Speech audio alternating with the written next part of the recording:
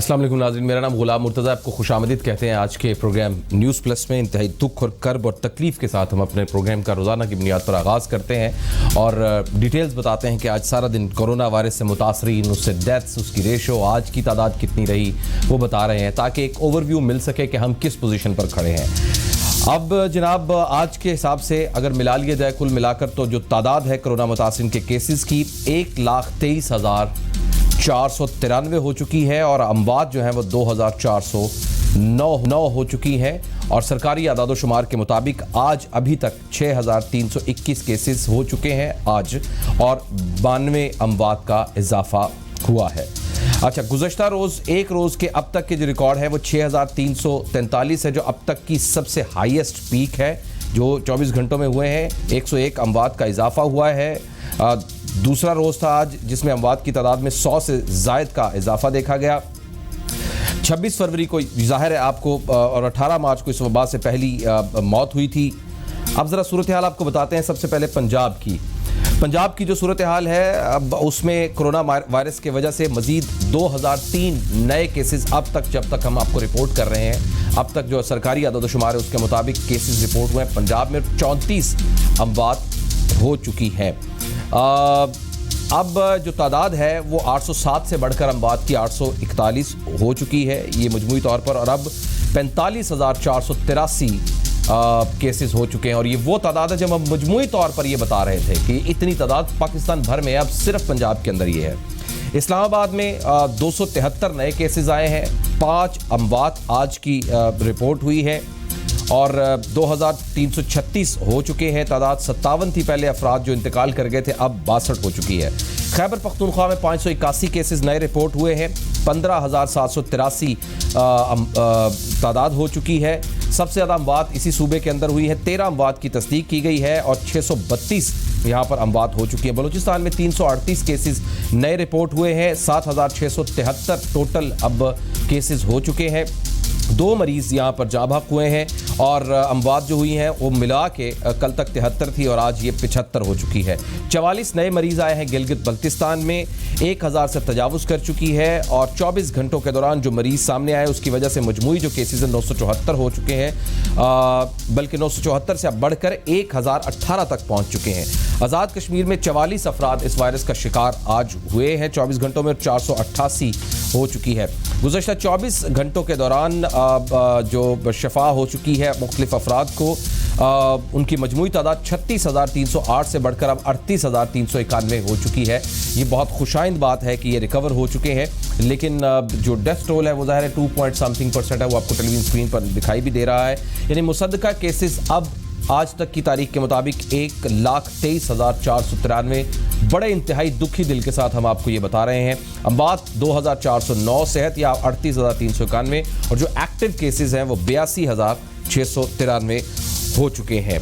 Corona virus फैल चुका है, ये हमें क्लियर कर जाना चाहिए कि वाज़ेह तौर पर दिमाग में बिठा लेना चाहिए कि कोरोना अब बेकाबू हो चुका है। इसको किस तरह से इसकी कॉम्बिंग करनी है ये मुमकिन नहीं है। इसका एक ही तरीका है, ट्रेस किया जाए, टेस्ट किया जाए और ट्रीट किया जाए, और ये ट्रेस, टेस्ट और ट्रीट की जो कैपेसिटी है वो शायद पाकिस्तान के अंदर नहीं है। जो साउथ कोरिया ने, चाइना ने, अमेरिका ने इसकी कोशिश की और इसके ऊपर घर घर जाके इसकी ट्रेसिंग की, मुख्तलिफ टेस्ट लिए, उनका डेटा उनके पास मौजूद था, घर घर में अफराद का डेटा मौजूद था, गली मोहल्लों का डेटा मौजूद था, लेकिन नहीं। ये सवाल अब यह आ रहा है कि इससे बचना कैसे है। उसके लिए जो 2 चीज़ें हैं, वो 3 चीज़ें बल्कि आपको क्लियर है। सोशल डिस्टेंसिंग है, मास्क पहनना है, हाथों को साफ रखना है, या ग्लव्स पहनने हैं, दूरी इख्तियार करनी है। 3 वाज़ेह तौर पर क्लियर हो चुके हैं, लेकिन 2 चीज़ें बहुत इंपॉर्टेंट है। वो ये कि वज़ीर-ए-आज़म इमरान खान साहब ने जो बता दिया है आज कि आइंदा चंद रोज़ के दौरान पाकिस्तान में अमवात बढ़ चुकी हैं, और पहले दिन से वो लगातार वज़ीर-ए-आज़म पाकिस्तान अपडेट कर रहे हैं कि ये बढ़ेगा, ये केसेस बढ़ रहे हैं। जो हालात थे उसके मुताबिक, संगीनी के मुताबिक, इनिशियली तो उन्होंने कहा कि ये मज़ीद हम फैलने से रोक सकते हैं, लेकिन जो नॉन सीरियसनेस नज़र आई पाकिस्तानी अवाम की, कोई सोशल डिस्टेंसिंग का ख्याल नहीं रखा गया, किसी SOPs का ख्याल नहीं रखा गया, और आप ये नतीजा हम भुगत रहे हैं कि कि आज हम 1,23,493 मुसद्दका केसेस के साथ और 82,693 अब भी मुतासिर अफराद इस वक्त पाकिस्तान के अंदर रिपोर्टेड मौजूद है जिनके टेस्ट हुए हैं, और जो एसिम्टोमेटिक है, जिनको कुछ सिम्टम नहीं है लेकिन वो कोरोना के मरीज हैं, वो न जाने कितने हैं। उसके एक अंदाजे के मुताबिक बताया जा रहा है कि सिर्फ पंजाब के अंदर 2 लाख के करीब उसकी तादाद है जो एसिम्टोमेटिक है, जिनको खुद भी नहीं पता कि वो कोरोना के मरीज हैं। और कुछ ऐसे अफराद हैं जो मर्ज हुआ, उनको सिम्टम भी नहीं आई और वो रिकवर भी हो गए खुद उनकी इम्यून की वजह से। मास्क, समाजी फासला और हाथ धोते रहना, ये तो 3 चीजें अलग है, लेकिन सबसे अहम चीज है कुव्वत मुदाफ़त। कुव्वत मुदाफ़त को आपको बढ़ाना होगा। अब उसके लिए इंटरनेट भरा पड़ा हुआ है, यूट्यूब के अंदर मुख्तलिफ इसके ऊपर आराम मिल जाती है, इंटरनेट के ऊपर बहुत सारी चीज़ें आपको मिल सकती हैं। ग़िज़ाएँ ऐसी खानी है जिससे कुव्वत मुदाफ़त बढ़े, एक्सरसाइज करनी है जिससे बॉडी की जो कुव्वत मुदाफ़त है, रेजिस्टेंस पावर है, वो बढ़े। मल्टीविटामिन्स का इस्तेमाल उसका आगाज़ कर दें, एक दिन छोड़ के एक दिन के बाद एक आधी मल्टीविटामिन रात के टाइम या सुबह के टाइम खा लीजिए, दूध के साथ खा लीजिए, वो बहुत ज़्यादा ज़रूरी है। इस वक्त सिर्फ और सिर्फ 2 इलाज मौजूद हैं। एक है आपके अंदर बिल्ट इन कुव्वत मुदाफ़त, इम्यून सिस्टम का मौजूद होना जो खुद ब खुद एंटीबॉडीज़ बनाता है। बॉडी ये कुदरत का निज़ाम है और उस वायरस पर अटैक करके उस वायरस को कैप्चर करता है और आपकी बॉडी में फैलने नहीं देता और आपको रिकवर करता है। और ऐसी हज़ारों मिसालें मौजूद हैं जो एसिम्टोमेटिक जिसको कहते हैं पेशेंट्स को, जिनके अंदर सिम्टम भी कोई नहीं आती, उसकी बॉडी खुद ब खुद उससे लड़ रही होती है। जैसे आपके नज़ला, ज़ुकाम, गला ख़राब इस तरह की या बुखार होती तो बॉडी बेसिकली खुद ब खुद बन रही होती है, या हम एंटीबायोटिक्स देते हैं उस वायरस को मारने के लिए और जो हमारी एंटीबॉडीज़ बन रही होती हैं उनसे लड़ती हैं, उसके जवाब में फिर हम उस वायरस से हम छुटकारा हासिल कर लेते हैं। सेहतमंद अफराद का जो प्लाज्मा है, यानी जिनको कोरोना हुआ उसके बाद वो सेहतमंद हुए 1 या 1.5 महीने के बाद, वो खुदारा मेरी रिक्वेस्ट है प्लाज्मा डोनेट करें, प्लाज्मा डोनेट करें। एक प्लाज्मा 2 अफराद की जान बचा सकता है, यानी आपके इख्तियार में आपकी जान का सदका जो बच गई, जिसकी वजह से अल्लाह की रज़ा के लिए आप अल्लाह पर राज़ी हुआ और आपको सेहत कामिला आजिला अता फरमाई और उसके बाद फिर आप रिकवर होकर अपनी लाइफ के अंदर वापस आए। आपकी एक प्लाज्मा की बोतल, एक बोतल जो कि चंद दिनों के अंदर रिकवर होकर दोबारा बन जाएगी, चंद दिनों के अंदर उसकी एक बोतल 2 मरीजों की जान बचा सकती है, 2 किसी प्यारों की जिंदगी बचा सकती है जिसको देखने के लिए मन्नतें और मुरादें मांगी जा रही होती हैं, उनकी जिंदगी बचा सकती है। घरों से बाहर निकलिए जो रिकवर अफराद हैं, बात कीजिए, हमारा प्लेटफॉर्म हाजिर है, हमें फ़ोन कीजिए, ईमेल कीजिए, हम अवेलेबल होंगे आपके लिए। आपका प्लाज्मा, आपको कोई मसला आ रहा है आपका प्लाज्मा डोनेट करने के लिए, क्योंकि इससे जान बच सकती है। इस सदका जारिया में अपनी जान का सदका, क्योंकि आप बहुत बड़ी तकलीफ से निकल कर वापस आए हैं, किसी को दे दीजिए, बहुत भला होगा और ताहयात आपको सेहत होगी और फिर कोरोना वायरस आपको अटैक नहीं। ये हमारा ईमान है कि जब आप किसी से भला करते हैं तो फिर आपका भी भला होता है, कि कर भला हो अंत भले का भला। ये सूरत हाल है। जो पाकिस्तानी कोरोना से सेहतयाब हुए हैं, खुदारा प्लाज्मा करके अपनी जान का सदका दीजिए। ये तो हो गई आज की सारी सूरत हाल, लेकिन बहुत ज़्यादा तनकीद की जाती है वज़ीर आज़म इमरान खान साहब के ऊपर। मैं आपको उनके कुछ शॉर्ट्स सुनवाता हूँ, मुख्तलिफ उनके सुनवाता हूँ, जो पहले दिन से लेकर उनका विजन बिल्कुल क्लियर था कि वो क्या बताते रहे कि क्या होगा, इसको मैनिपुलेट करके चीज़ें दिखाई जाती हैं। कुछ हमने चीज़ें इकट्ठी हुई हैं, वो आपको दिखाते हैं कि वज़ीर आज़म साहब पहले दिन से लेकर अब तक क्या कहते रहे। ज़रा वो मुलाहिज़ा कीजिए।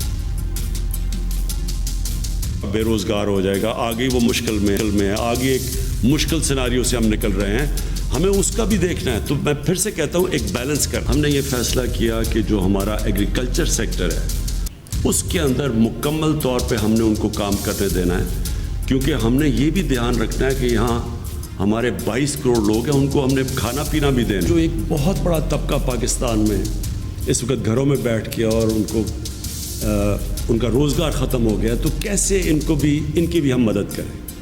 उसके लिए पहले तो हमने एहसास प्रोग्राम, अब जो एहसास प्रोग्राम है ये पाकिस्तान की तारीख का बड़ा प्रोग्राम है। सब जानते हैं, जो डेली वेजर है, जो छाबड़ी वाला है, जो छोटा दुकानदार है, जो रिक्शा चलाने वाला है, जो सारा दिन मेहनत करके घर आके अपने बीवी बच्चों को खाना देता था, ये सब मुतासर हैं। जो कंस्ट्रक्शन में है, जो कि पेंटर है, जो वेल्डर है, ये सारे लोग इस वक्त घर बैठे हुए हैं। मैं यूरोप में, अमेरिका में उनको मसला अपनी इकॉनमी को ठीक करने का, हमारा मसला ये है कि हमारी इकॉनमी जिस तरह मुश्किल में अब फंस गई है और हालात बुरे हैं, हमें अपने लोगों को गुर्बत से बचाने से मजबूर हमारे लोग हैं।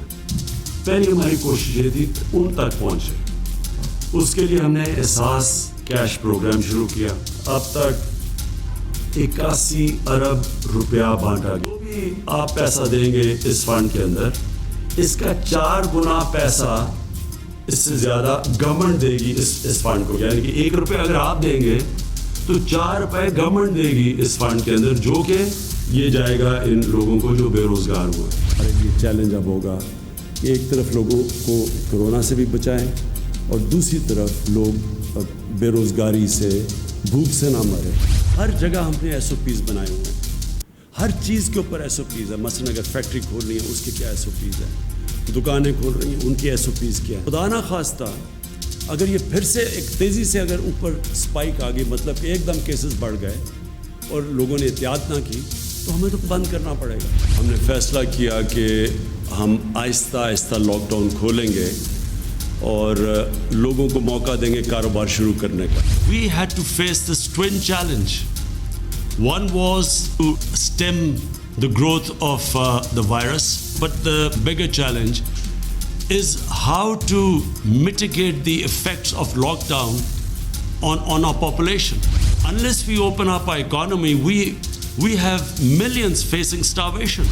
The total amount of stimulus we could afford to give to our economy, and that was the biggest stimulus ever in our history, we managed to give $8 billion. Therefore, I really welcome the G20 for taking this big initiative of giving debt relief.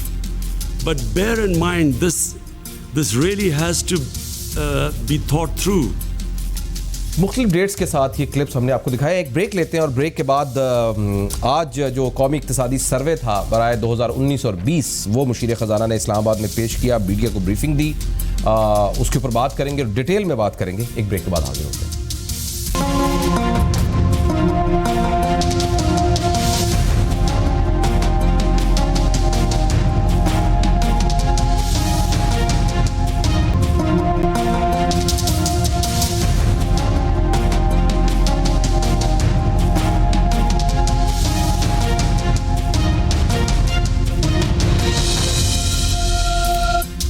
Break के बाद आपको खुशामदीद कहते हैं। इस्लामाबाद में कौमी इक्तिसादी सर्वे बराए 2019-20 के हवाले से एक मीडिया ब्रीफिंग दी गई। अब्दुल हफीज़ शेख साहब ने मुशीर ख़जाना उन्होंने दी और उन्होंने कहा कि हुकूमत के पास इक्तिसादी बहरान विरसे में मिला है। वही पुरानी बात हुई क्योंकि कल बजट सुनाया जाना है, बजट बताया जाना है आवाम को, तो उसी सिलसिले में आज ब्रीफिंग की। उन्होंने ये भी कहा कि ये एक पुराना जो बात है, अमूमी तौर पर हुकूमत को इक्तिसादी बहरान विरसे में मिला है। हमारे अखराजात आमदनी से काफ़ी ज़्यादा थे, बरामदात में इजाफा 0 था, जबकि डॉलर को सस्ता रखने की वजह से दरामदात 2 गुना हो गई। ज़र मुबादला के ज़खायर गिर कर निसफ रह गए। हम बैरूनी महाज पर दिवालिये के करीब पहुँच चुके थे। अब्दुल हफीज़ शेख साहब ने कहा कि वज़ीर आज़म इमरान खान साहब की रहनुमाई में अखराजात में कमी की, पॉलिसी में कामयाबी हुई है। पहली दफ़ा मतवाज़न पॉलिसी से अखराजात और आमदन में तवाज़ुन लाया गया है। खसारे में 73% कमी की गई है। 20 अरब डॉलर के खसारे को कम करके 3 अरब डॉलर तक ले आए हैं। ये बड़ी इंपॉर्टेंट बात की उन्होंने। पहली बार पूरे साल में स्टेट बैंक से कोई कर्जा नहीं लिया गया, ये भी बड़ी इंपॉर्टेंट बात थी। किसी वजारत को ज़िमनी ग्रांट की मद में कोई फंड जारी नहीं हुआ। मौजूदा हुकूमत ने माजी के कर्जे वापस करने के लिए कर्जे लिए। हमने IMF के साथ 6 अरब डॉलर का प्रोग्राम किया। मौसर हिकमत अमली से 5000 अरब रुपए के कर्जे वापस किए गए। पहली मरतबा प्राइमरी बैलेंस सरप्लस रहा। हमारी आमदनी अखराजात से ज़्यादा रही। इस्लामाबाद में कौमी इक्तिसादी सर्वे बराए 2019 के हवाले से ये मीडिया ब्रीफिंग थी और उन्होंने कहा हफीज़ शेख साहब ने कि हुकूमत को इक्तिसादी बहरान, जैसे कि आपको बताया कि विरसे में मिला। ये कुछ चीज़ें उन्होंने बताई आमदन खर्चे के बारे में, उसके अलावा जो खसारा था उसके बारे में, स्टेट बैंक का बताया कर्जा कोई नहीं लिया, कोई ज़िमनी ग्रांट के बारे में उन्होंने कहा कि कोई ज़िमनी ग्रांट नहीं ली गई। प्राइमरी बैलेंस सरप्लस उन्होंने कहा कि वो रहा। हमारी आमदनी अखराजात से ज़्यादा रही। कोरोना वायरस की वजह से उन्होंने बताया कि आलमी मईशत पर बड़े बुरे असरात मुरतब हुए हैं और IMF का कहना है कि कोरोना की वजह से पूरी दुनिया की आमदनी में 3 से 4% कमी होगी। हमने कोरोना से निपटने के लिए मुख्तलिफ इक़दाम किए। ये हफीज़ शेख साहब ने कहा। कोरोना से निपटने के लिए 1240 अरब रुपए का एक पैकेज दिया। ज़राई शोबे को रिलीफ के लिए 50 अरब रुपए दिए। यूटिलिटी स्टोर्स पर अरबों रुपए की सब्सिडी दी। आटा, चीनी समेत अशिया ज़रूरियात सस्ती की। छोटे कारोबार के 3 माह के बिल मुआफ़ किए। कोरोना की वजह से उन्होंने बताया कि मुस्तहकम होती हुई मईशत को फिर धचका लगा है। कोरोना से पहले पाकिस्तानी मईशत 3% की शरह से बढ़ने की तवक्को थी, लेकिन रवा माली साल मुआशी शरह नमू -8.4% रही। ये -4% जो है इसके ऊपर हम बात करेंगे 0.4%। ये बड़ा इंपॉर्टेंट पॉइंट है। बड़े सनती शोबे की तरक्की -7.78% रहने का इम्कान है। ये जो ग्राफ बताएगा ये भी बहुत तशवीशनाक है। थोक और परचून कारोबार की तरक्की की शरह में 3.42% कमी हुई है। सर्विसेज सेक्टर की जो तरक्की की शरह है 0.59%, जबकि फाइनेंस एंड इंश्योरेंस सेक्टर में 0.79% की बेहतरी आई है। ये भी एक बड़ा अहम पॉइंट है, ये कैसे आई है। सनती शोबे की शरह नमू -2.64 और ट्रांसपोर्ट में -7.1% रही है, ये भी माइनस में जा रहा है। FBR टैक्सों से 3900 अरब रुपए हासिल होंगे, ये टारगेट जो रखा गया है ये भी एक अनप्रेडिक्टेबल है।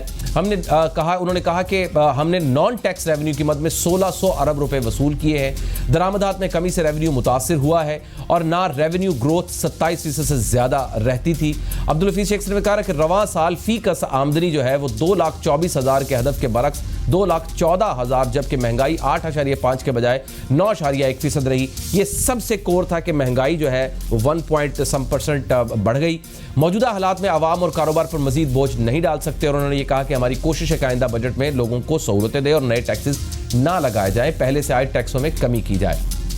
आज उन्होंने सहाफ़ियों से सहाफ़ी मौजूद थे, सहाफ़ियों ने जो सवालात किए मैं पहले आपको वो दिखाता हूँ, क्योंकि जो सवालात किए उन्होंने, उसके बाद हम वेट कर रहे थे कि इतने जानदार सवालात थे जो शहबाज राना साहब ने, मेहताब हैदर साहब ने किए, बाकी दीगर सहाफ़ियों ने किए, लेकिन उसका जो जवाब आया वो बड़ा अजीब सा था। तो ज़रा वो सवालात सुनिए जो सहाफ़ियों ने किए। जो प्रियम्बल था आपका, उसमें लग ऐसा रहा है कि सारा जो GDP का लॉस है, कॉन्ट्रैक्शन है, वो बिकॉज ऑफ कोरोना।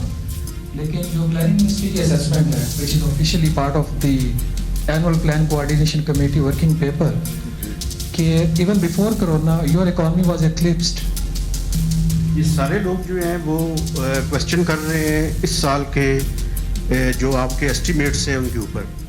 लेकिन मेरा क्वेश्चन ये है कि ये जो पिछले साल का आपका GDP ग्रोथ को आपने रिवाइज किया 3.3 से 1.9%, क्योंकि दुनिया में कोई ऐसी मिसाल बता सकते हैं कि इतनी बड़ी रिवीजन हुई हो? और मैं नहीं कहता कि उसके अंदर जो है वो कोई बदनीति है, लेकिन क्या ये शो नहीं करता there is fundamentally something wrong? बड़ा ज़बरदस्त क्वेश्चन थे ये। और शरह नमू का जो तनासुब है, GDP की शरह नमू उसके ऊपर, उसकी तारीफ़ के ऊपर भी एक क्वेश्चन है कि उसकी डेफिनेशन, जब यही मुशीर ख़जाना किसी और गवर्नमेंट में होते हैं तो किसी और तरह डेफिनेशन करते हैं, इस गवर्नमेंट में तो कुछ और, ये भी सवाल उठाएंगे। उसके बाद मुशीर ख़जाना ने जवाब दिए वो ज़रा देखिए। IMF के साथ जो ताल्लुकात हैं, देखिए IMF इसलिए नहीं बनाया गया है कि वो पाकिस्तान के लोगों के ऊपर कोई खुसूसी जुल्म करे। IMF का बनने का बुनियादी मकसद 200 मुल्क जो हैं उन्होंने मिलके ये इंटरनेशनल इंस्टीट्यूशंस बनाई हैं, और IMF का बुनियादी मकसद यही है कि वो दुनिया में जो माली निज़ाम चल रहा है उसमें इस्तेहकाम लाने के लिए कोशिश करे। जब ये कोरोना वायरस का मसला हुआ तो सबसे पहले वो थे जिन्होंने आके $1.4 बिलियन इजाफी दिए। जब हमने अपने छोटे ताजरान को मराहत दी बहुत ज़्यादा और उनसे शनाख्ती कार्ड वगैरह की ये जो रिक्वायरमेंट्स थी उसमें फ्लेक्सिबिलिटी दिखाई, तब भी वो हमारे साथ खड़े रहे। करंट अकाउंट डेफिसिट के अलावा और भी कुछ चीज़ें बताएं जहां पर हुकूमत ने अच्छे अंदाज में काम किया है। पहली चीज़ मैंने बताई कि देखें, एक है एक्सटर्नल सेक्टर जिसका बुनियादी जो मेजर है, जो बुनियादी नंबर है वो है करंट अकाउंट डेफिसिट। जैसे मखदूम साहब ने बताया, ये पाकिस्तान की सतह का सबसे बड़ा नंबर था $20 अरब, और इस वक्त वो 3 अरब पे हम उसे गिरा चुके। आप अपने इखराजात और अपनी आमदनी को कैसे मैनेज कर रहे हैं? और मैंने आपको कहा कि उसका जो बुनियादी नंबर है, जिस तरह फॉरेन सेक्टर का बुनियादी नंबर है करंट अकाउंट, जो डोमेस्टिक सेक्टर का हुकूमती जो इकोनॉमी है उसका जो बुनियादी नंबर है वो है प्राइमरी बैलेंस। तो ये जनाब सवालों के जवाब मिले। सवाल क्या थे, जवाब क्या थे, एनी हो, कुछ जरा बात करते हैं। मेरे साथ मौजूद है मेहताब हैदर साहब, सीनियर सहाफ़ी हैं मुआशी अमूर के। अभी उनका शॉर्ट भी आपने सुना, वो क्वेश्चन भी उन्होंने किया। डॉक्टर आबिद सुलहरी साहब मेरे साथ मौजूद हैं, माहिर मुआशियात हैं, SDPI के प्रेसिडेंट हैं, सदर हैं, वहाँ के चेयरमैन हैं, सस्टेनेबल डेवलपमेंट इनिशिएटिव प्रोग्राम जो है। डॉक्टर साहब, मैं आपसे आने से पहले ज़रा मेहताब साहब से ज़रा एक बात कर लूँ। मेहताब साहब, आप चूँकि इस पूरी ब्रीफिंग में मौजूद थे, इस ब्रीफिंग का लुब्बे लुबाब जो है वो उसको आप चंद जुमलों में अगर समेटे तो वो क्या समझ आ रहा है, और जो सहाफ़ियों ने सवालात किए अब वो सवालात क्या थे और जवाब क्या आए?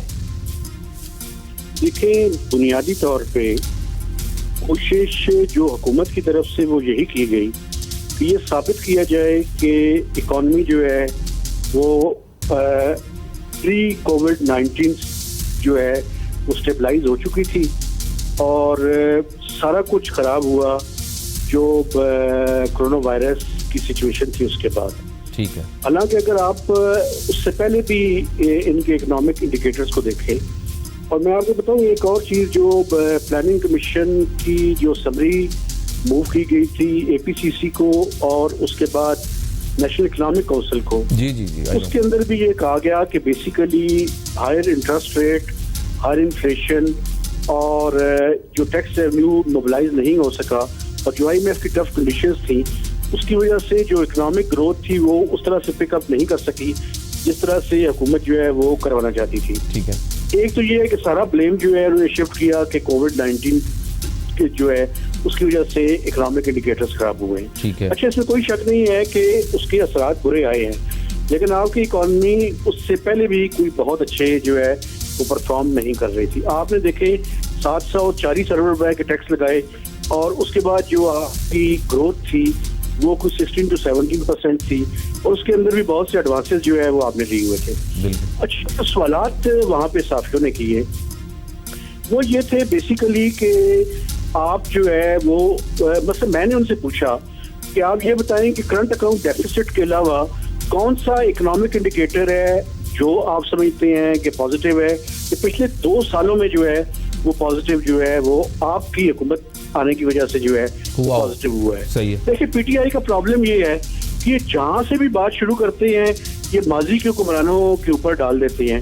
हम नहीं कहते कि उनके ऊपर ना डालें, उनके ऊपर बिल्कुल डालें, लेकिन जहाँ पे डेविल्स ड्यू शेयर है वहां पे देना। आप अपनी कारकर्दगी बताएं, आपने 2 सालों के अंदर क्या किया है। आपकी कारकर्दगी ये है कि 2 सालों के अंदर टैक्स रेवेन्यूज फ्लैट हैं, उनके ऊपर उनकी कोई जो है वो ग्रोथ नहीं है। ठीक है। आप जो है वो बेसिकली अगर प्री कोविड-19 आप देखें तो आपने जो है वो बेसिकली कर ली था, आप 2 से 2.5% मैक्सिमम आ जाते। आप इसके अलावा ये देखिए आपका एक इम्प्रूवमेंट हुई है और वो हुई है करंट अकाउंट डेफिसिट में। सही है। करंट अकाउंट डेफिसिट आपने कैसे कम किया? आपने इम्पोर्ट्स को कर्टेल किया। आप मुझे बताएं कि आपके जमाने में एक्सपोर्ट्स कौन सी बढ़ी हैं? एक्सपोर्ट्स के अंदर तो कोई इंक्रीज नहीं है। उनके जमाने में भी जब नून लीग गई थी जितनी एक्सपोर्ट्स उस टाइम थी अभी भी उतनी एक्सपोर्ट्स हैं। सही है। तो मेरे कहने का मकसद ये है कि बुनियादी तौर पे सवालात जितने भी हुए वो बेसिकली यही थे। फिर सवाल हुआ जी कि आपने जो है वो एक बफर जो है वो क्रिएट किया IMF के प्रोग्राम में जाने से पहले, उसकी वजह से भी डेट सर्विसिंग जो है वो इसमें इजाफा हुआ। तो बेसिकली जो सवालात थे वो जो उनके जवाबात थे वो जवाबात नहीं दिए गए, बल्कि वही अंदाज से कि आप ज्यादा से ज्यादा, बल्कि एक मौके पे तो उन्होंने ऐसे शुरू कर दिया कि 6, 7, 8 साफियों से यकदम सवाल ले लिए और उसके बाद आपको बताया कि जब 7-8 सवाल हो जाए तो उनमें से किसी का भी जो है वो प्रॉपर जवाब देने का जो है वो टाइम नहीं होता।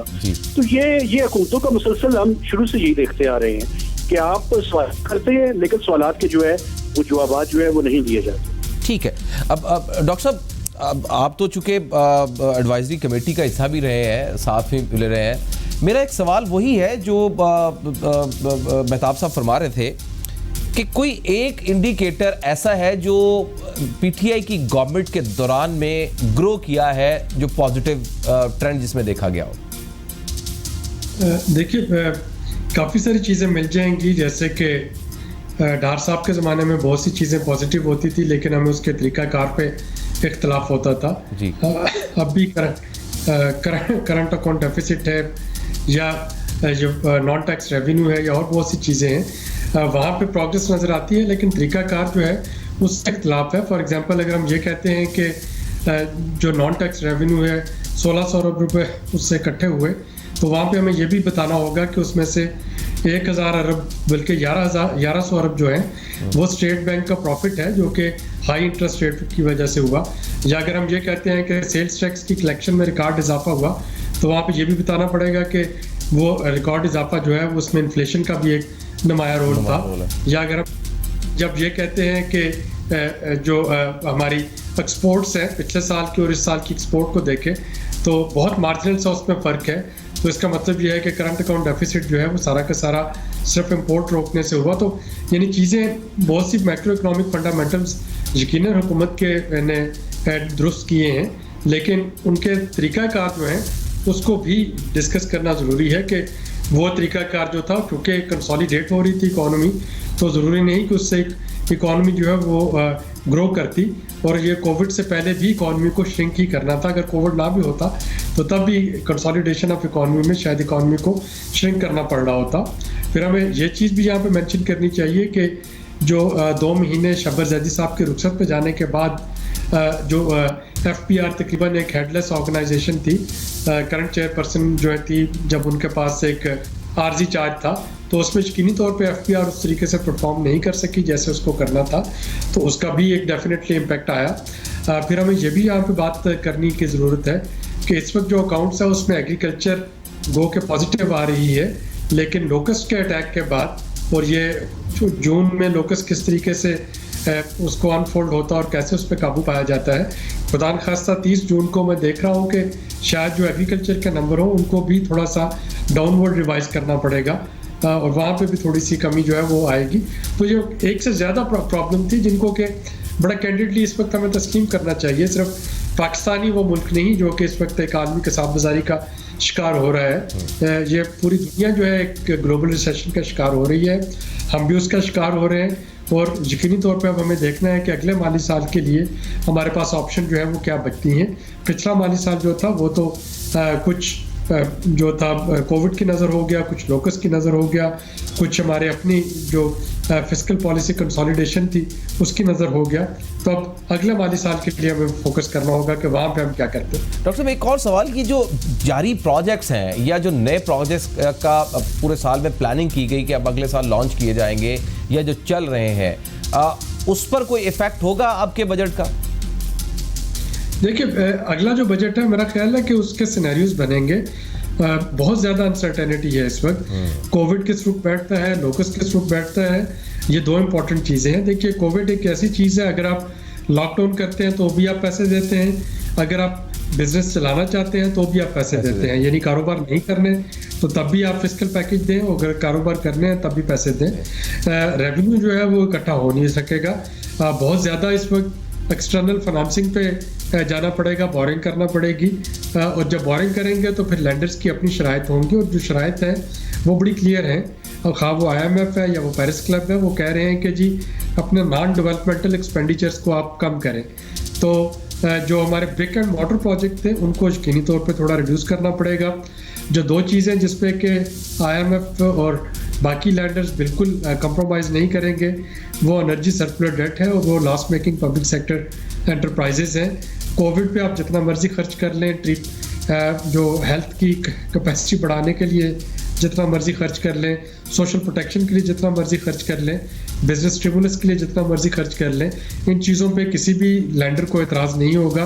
IMF को भी इस पे अगर आप इसकी वजह से माली खसारा होता है तो IMF इस पे एतराज़ नहीं करेगी, लेकिन एतराज़ वहाँ पे उठेगा जहाँ पे आप उधार लें और फिर जाके आप स्टील मिल के खसारे पूरे करें या PIA के करें या रेलवेज़ के करें, तो वो कोई भी लैंडर जो है वो अपने पैसों को नॉन डेवलपमेंटल इस तरीके के इस मौके पे, कोविड के मौके पे पैसे नहीं लगने देगा। राइट डॉक्टर साहब, पहले तो मैं आपको बहुत ज़्यादा अप्रिशिएट करता हूँ, थैंक यू वेरी मच, क्योंकि आपने टाइम दिया है। मैं अपने नाज़रीन को बता दूं कि डॉक्टर साहब इस वक्त कोविड-19 पॉजिटिव हैं।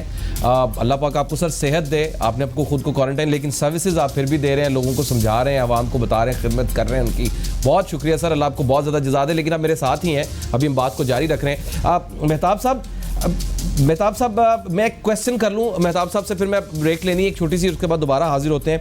मेहताब साहब, जो रेवेन्यू जनरेशन है उसके ऊपर आपकी ऑब्जर्वेशन है, जो टैक्स कलेक्शन है उसके ऊपर आपकी ऑब्जर्वेशन क्या है? आपने FDR ने जो टारगेट रखा था जी वो था 5.5 ट्रिलियन, जी जो कि हम सब कह रहे थे कि ये बहुत ही जो है वो एम्बिशियस किस्म जी का हाँ। टारगेट है। ठीक है। FDR की हिस्ट्री में कभी 40% की ग्रोथ नहीं हुई, 44% की ग्रोथ थी एक्चुअली जो रिक्वायर्ड थी। तो वो सबको शुरू दिन से पता था कि ये टारगेट नहीं अचीव होना। उसमें फिर डाउनवर्ड उसको रिवाइज किया गया 5238। फिर जब IMF का सेकंड रिव्यू हुआ तो उस टाइम ये कहा गया कि 4.7 या 4.8 एक्चुअली जो है IMF के साथ एग्री हुआ था। सही। फिर कोविड-19 जब आ गया उसके बाद उसको रिवाइज किया गया और अब 3908 जो है वो अब टारगेट रखा गया है 30 जून तक, जो कि मैं समझता हूँ कि ये भी जो है वो अचीव नहीं होगा। 3850 से ऊपर जो है वो FDR नहीं जा सकेगा। अब देखिए अगले साल का जो है वो 4.9 ट्रिलियन 95 ट्रिलियन एक्चुअली जो है वो टारगेट रखा है, जो कि तकरीबन जो है वो कोई 28 to 30% की जो है वो इंक्रीज है। और इन हालात में जब डॉक्टर साहब ये भी आपको कह रहे थे कि इकोनॉमिक एक्टिविटीज का ही नहीं पता कि कैसे जो है वो चीजें अनफोल्ड होंगी, तो उसमें जो है आइंदा दोबारा से जो है वो दोबारा भी वही काम कर रहे हैं कि अपने रेवेन्यूज को ओवर एस्टिमेट कर रहे हैं, अपने एक्सपेंडिचर्स को अंडर एस्टिमेट कर रहे हैं। वो फिर आइंदा साल जो है तो बजट की सस्टेनेबिलिटी जो है वो उस पर क्वेश्चन मार्क होगा।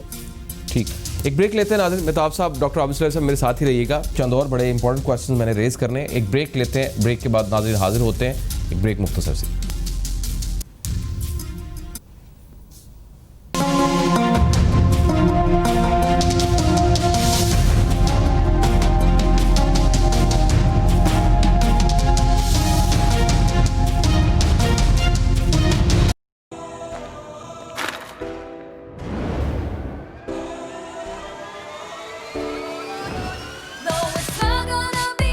आगे बढ़ना है तो लाइफ के हर लेवल पे करना है कुछ नेक्स्ट।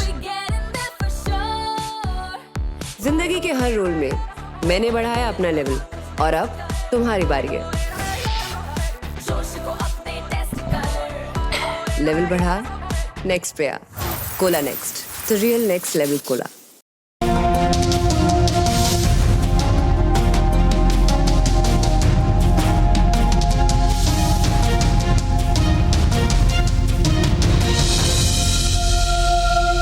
ब्रेक के बाद आपको खुशामदीद कहते हैं। डॉक्टर आबिद सुलैही साहब माहिर मुआशियात और मेहताब हैदर साहब सीनियर सहाफ़ी बराए मुआशी अमूर मेरे साथ मौजूद हैं। और कल जो बजट पेश किया जाना है उससे पहले जो आज ब्रीफिंग हुई है कौमी इक़्तिसादी सर्वे जो बयान किया गया मुशीर ख़ज़ाना की जानिब से, उसके हम कुछ सर्कमस्टांसिस या उसकी डायमेंशंस को हम समझ रहे हैं। मेहताब हैदर साहब से एक सवाल और मैं करके डॉक्टर आबिद साहब की तरफ जाना चाहूँगा। मेहताब भाई, ये जो GDP की शरह नमू है इसकी डेफिनेशन के ऊपर बहुत सवाल आते हैं। जो भी वज़ीर ख़ज़ाना या मुशीर ख़ज़ाना होते हैं वो अपनी डेफिनेशन करते हैं, यहाँ तक कि खुद हफीज़ जो हमारे मुशीर ख़ज़ाना है अब्दुल हफीज़ शेख साहब, ये भी जब पिछली हुकूमत में थे यानी पीपल्स पार्टी की हुकूमत में थे तो उसकी डेफिनेशन कुछ और थी, अब कुछ और है। ये ऑब्जर्वेशन ठीक है? मैं समझता हूँ पाकिस्तान में जो GDP ग्रोथ है जी, उसकी डेफिनेशन के ऊपर तो जो है वो कोई मसला नहीं है, जो खास तरह की मेथोडोलॉजी है और उस मेथोडोलॉजी को जो है वो यहाँ तक ये बात दुरुस्त है कि काफी अर्सा हो गया है उसकी रीबेसिंग जो है वो करने की जरूरत है। और उस पर पाकिस्तान ब्यूरो ऑफ स्टैटिस्टिक्स ने मेरे ख्याल में जो है वो सर्वे वगैरह कंप्लीट कर लिए हैं और उसको जो है वो अब रीबेसिंग जो है वो की जाए। जिससे आपको याद होगा अभी रिसेंटली पिछले साल गवर्नमेंट ने इन्फ्लेशन के हवाले से जो था वो फैमिली बजट सर्वे करने के बाद उसकी रीबेसिंग की, चूंकि आपको पता है इकोनॉमी का पैटर्न चेंज होता रहता है तो वो जरूरत इस चीज की है कि वो रीबेसिंग जो है वो की जाए। लेकिन ओवरऑल जो है वो इसके ऊपर कोई जो है वो प्रॉब्लम नहीं है। आप ये देखें एक और चीज, लेकिन एक चीज जो है वो बड़ी इंपॉर्टेंट है सर। इस साल के जो GDP ग्रोथ है वो तो कोविड-19 की वजह से जो है वो अभी तक नहीं पता। अभी जिसमें डॉक्टर साहब भी कह रहे थे कि जिस तरह ये टेडी बिल का हमला है तो नहीं पता कि एग्रीकल्चर सेक्टर जो है उसके जो फिगर्स हैं वो क्या होंगे। आगे डार्क साइड है, आगे क्लियर नहीं है पिक्चर के आगे क्या होगा। जो GDP है उसको रिवाइज कर दिया गया और 3.3 से 1.9 कर दिया गया 2018-19 का। ठीक है, ये पाकिस्तान की हिस्ट्री में जो है वो सबसे बड़ी एडजस्टमेंट की गई और दुनिया में भी शायद इसकी मिसाल ना मिलती हो इतनी बड़ी एडजस्टमेंट एक साल के बाद आप कर दें, जो पिछले साल के फिगर से इतनी बड़ी चेंज आ जाए, तो इसके ऊपर जो है वो कुछ ना कुछ इस पे भी काम करने की जरूरत है। ठीक है डॉक्टर साहब, दो चीजें, एक ये कहा जा रहा था कि हैजिंग कर ली जाए, फ्यूल प्राइसेस तारीख की कम तरीन सतह के ऊपर आई हैं, तो चलो हैजिंग का कोई फिनोमेना यूज कर लिया जाए। एक तो ये बेनिफिट हासिल कर सकता था पाकिस्तान, शायद इसके ऊपर कोई काम हुआ या नहीं हुआ, कुछ इस पर हमारी रहनुमाई फरमा दीजिएगा। और वो कौन कौन से सेक्टर हैं या इंडिकेटर्स हैं जिसके ऊपर हमें मुनाफा बख्श हो सकते हैं और वो फायदा दे सकते हैं, और इसमें एक्सपोर्ट सेक्टर को भी, खास तौर पर टेक्सटाइल इंडस्ट्री को भी जरा जोड़िएगा। अगर मैं आपके आखिरी सवाल से शुरू करता हूं कि अगले साल के लिए हमें फोकस किस चीज़ पे करना है, तो बड़ा क्लियर है कि हमें कम से कम 3 सेक्टर्स जो हैं उन पे फोकस करना है। हेल्थ सेक्टर पे फोकस करना है, सोशल प्रोटेक्शन पे फोकस करना है और एग्रीकल्चर पे फोकस करना है। कोई भी जो एहसास प्रोग्राम हो, बिस्क की पेमेंट हो, किसी भी तरह की पेमेंट हो, पैसा जो है वो खुराक का नेमुल बदल नहीं हो सकता। और पाकिस्तान में अल्लाह का शुक्र है कि इस वक्त तक हमें कोविड के बाकी असरात से की वजह से अनरेस्ट, सोशल अनरेस्ट देखने को नहीं मिल रहा, क्योंकि हमारी जो फूड सप्लाई चेन है वो कंसिस्टेंट है, वो चल रही है। रूरल इकॉनमी चल रही है, जिसकी वजह से शहरों में रहने वाले अफराद को रोटी, चावल, आटा, दालें, फल, सब्जियां, हर चीज़ जो है वो मिल रही है। तो एक तो एग्रीकल्चर जो है उस पर फोकस करना होगा। सेकंड, इस वक्त जो लोकस्ट का सिचुएशन है, इस वक्त की स्टडीज़ हमें ये बता रही हैं कि अगर इस पर काबू पा लिया जाता है इस साल में, तो 250 अरब रुपए का नुकसान होगा मिनिमम, और खुदा न खास्ता अगर काबू नहीं पाया जाता तो ये 1 ट्रिलियन रुपए का इस साल का सिर्फ इस सीजन नुकसान होगा। तो उससे बचने के लिए भी एग्रीकल्चर पे इन्वेस्ट करना बहुत ज़रूरी है, और एग्रीकल्चर वैसे भी आपकी जॉब्स जो है वो क्रिएशन वो लेके आएगी। अब अगर हम एक्सपोर्ट्स की बात करते हैं तो आपके एक्सपोर्ट सेक्टर अगेन सारा का सारा एग्रीकल्चर से डिपेंडेंट है। आप उसको फैब्रिक्स या यॉर्न में ले जाएं, टेक्सटाइल में ले जाएं, तो कपास, और कपास को टिड्डी दल से बचाना है। आप अगर उसको मैंगोज पे या चावल पे लेके जाना चाह रहे हैं तो अगेन उसको टिड्डी दल से बचाना है। तो एग्रीकल्चर आपके एक्सपोर्ट्स के लिए भी बहुत इंपॉर्टेंट है। जो एक पोटेंशियल सेक्टर है जिसको कि फ़रोग दिया जा सकता है वो है हमारा डिजिटलाइजेशन और हमारी जो IT सेक्टर है। इस वक्त पूरी दुनिया सिर्फ इसीलिए चल रही है कि IT सेक्टर मौजूद है। 3G 4G की बरकत से हम सब किसी न किसी तरीके से लाइफ को एज यूजुअल लेके चलाने के काबिल हो रहे हैं। और पाकिस्तान का जो पोटेंशियल है IT सेक्टर का और एक्सपोर्ट्स, IT एक्सपोर्ट्स का, उस पर इस वक्त बहुत ज़्यादा फोकस करने की ज़रूरत है ताकि वहाँ पे जाया जा सके। हमारे पास इस वक्त कोई डिजिटल पेमेंट गेटवे नहीं है। उस डिजिटल पेमेंट गेटवे पे काम करना ताकि अली बाबा और अमेज़ॉन टाइप लोग जो हैं वो यहाँ पे आएँ। Draz.com एक है, लेकिन वो उसकी कैपेसिटी शायद उतनी नहीं जितना एक्सपेंड करना चाहिए। फिर जो एजुकेशन पे है, हमें इस वक्त बड़ी क्लियरली 2 पाकिस्तान हम देख रहे हैं। एक वो जहाँ पे 3G 4G है, दूसरा वो पाकिस्तान और फाटा और GB, वो सारे एरियाज जहाँ पे सिक्योरिटी रीजन की वजह से 3G 4G नहीं है। और वहाँ पे यकीनी तौर पे जो सिक्योरिटी कंसर्न्स हैं उनको मद्देनज़र रखते हुए हमें चाइना मॉडल अपनाना पड़ेगा। चाइना में भी ओपन जो प्लेटफॉर्म है उन पर पाबंदी है, लेकिन वहाँ पे इंटरनेट की सहूलियात मौजूद हैं। तो अगर हम ऑनलाइन एजुकेशन देना चाहते हैं तो फिर हमें इन इलाकों के बच्चों को भी साथ लेके चलना है, और उसके लिए फौरी तौर पे जो अहले इक़्तिदार हैं उनको सोचना होगा कि इन एरियाज़ में 3G 4G की सहूलियात कैसे दी जा सकती हैं। और आखिर में जब जो आपका हैजिंग वाला सवाल है, हैजिंग माजी में इसलिए नहीं हो सकी क्योंकि इस पे नैब और बाकी जो अकाउंटेबिलिटी है, हर हुकूमत को उसका डर होता है कि आज मैं किसी एक प्राइस पे एग्री कर जाऊं और कल को कुछ सेंट्स भी वो प्राइस कम हो जाए, तो इसका मतलब होगा कि सीधा सीधा नैब का केस जैसा कि LNG में शायद खाकान अब्बासी बिल्कुल भुगत रहे हैं। लेकिन उसके बावजूद हैजिंग की 2 ऑप्शन जो हैं वो मेरी इतलात के मुताबिक ऑलरेडी कैबिनेट से उनकी अप्रूवल हो चुकी है, उन पर काम जारी है, और हमें देखना होगा कि वो कितनी जल्दी उस पर अमल पैरा होता है। बस एक मुख्तसर सा जवाब दीजिए, फिर मैं बता सकूँ ये पेट्रोल प्राइस अभी लो हुई है, इसका बेनिफिट्स क्या मिल सकते हैं और कितने लॉन्ग टर्म मिल सकते हैं? देखिए, पेट्रोल प्राइस लो होना हमने देखा कि उसका पहला बेनिफिट तो ये है कि पेट्रोल सिरे से नापैद हो गया है। 11 दिन से पेट्रोल मिल नहीं रहा, और उसकी वजह जो है वो हमारी पेट्रोल प्राइसिंग पॉलिसी है। अगर हम हर महीने की 1 तारीख को पेट्रोल जो है उसकी कीमत में रद्दोबदल करेंगे तो ऑयल मार्केटिंग कंपनी कोई भी नहीं चाहेगी कि वो महंगा पेट्रोल खरीदे और अगला पूरा महीना उसको सस्ता बेचे। तो जितनी तेज़ी से ये पेट्रोल की कीमतों में फ्लक्चुएशन आ रही है उतनी तेज़ी से शायद हमें डोमेस्टिकली भी अपनी कीमतों में रद्दोबदल करना होगा अगर हम चाहते हैं कि वाक़तन ये कीमतें जो हैं ये सार्फिन तक पहुँचें। वरना जो ऑयल में मार्केटिंग कंपनी है वो अपनी कार्टलाइजेशन करके वो यकीनी तौर पे पेट्रोल जो है वो रोक लेंगी, जो कि अभी हो रहा है। और दूसरा, पेट्रोल की कीमतों में कमी की वजह से इन द लॉन्ग रन हमारी रेमिटेंसेस कम होंगी, क्योंकि गल्फ कंट्रीज़ में इकॉनमीज जो है वो रिसेशन में जाएंगी, वहाँ पे नौकरियाँ जो हैं वो नापैद होंगी। और जब वहाँ पे हमारे पाकिस्तानी भाई बहनें जो कि वहाँ से रेमिटेंसेस भेज रहे हैं, जब वहाँ पे वो बेरोज़गार होंगे तो यकीनन अगले साल में पाकिस्तान की जो रेमिटेंसेस है वो कम हो जाएगी। राइट। इसमें मेहताब साहब आपके ज़हन में पोटेंशियल सेक्टर किन सेक्टर्स में ज़्यादा पोटेंशियल है इस एक साल के अंदर जो हमें अच्छा खासा रेवेन्यू जनरेट कर देते हैं, जिन पर फोकस करने की भी ज़रूरत है? मैं समझता हूँ डॉक्टर साहब ने जो सेक्टर आइडेंटिफाई किए हैं, इसके साथ साथ जो मैं समझता हूँ कोविड से बुरी तरह मुतासर हुआ है और उसके अंदर पोटेंशियल बहुत ज्यादा है, वो है एसएमई सेक्टर। जी हाँ, अगर एसएमई सेक्टर को जो है वो इंसेंटिवाइज किया जाए तो मैं समझता हूँ एक तो ये जो बेरोजगारी और जो गुर्बत का मामला है इससे भी काबू पाया जा सकता है। और इसको ज्यादा से ज्यादा इनको चाहिए कि ये टैक्स के इंसेंटिव्स भी दें और बाकी फिस्कल के इंसेंटिव्स भी जो है वो गवर्नमेंट दे। और तीसरी आखिरी बात कि ये जो मॉनेटरी पॉलिसी है, अभी देखें इन्फ्लेशन जो है वो नीचे आ रही है।